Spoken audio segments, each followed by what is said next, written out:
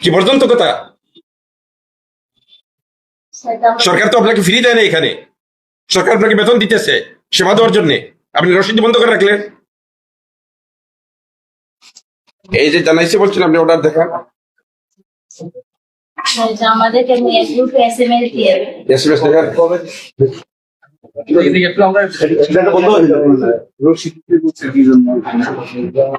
আপনি বললেন আপনাদেরকে অর্ডার দিচ্ছে বুকা, এটা সেবার জন্য, তাহলে আপনি অর্ডার দেখান। আপনাকে যে রসিদ এরকম বন্ধ করে রাখার জন্য বলছে, এটা দেখান।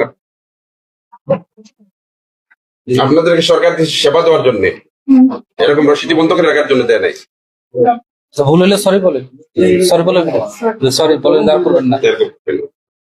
মানুষকে সেবা দিলেন আসলে সেবার জন্য, তারপরে আমি আসছি এখানে আপনার রসিদ বন্ধ করে রাখছেন, এটা কত বড় সাহস আপনাদের? সাধারণ জনগণের সাথে কি করেন? আমাদের সামনে যখন এরকম বলে অন্যরা আসলে আপনারা কি করেন? এটা তো অন্তর্ভুক্ত করা যায়।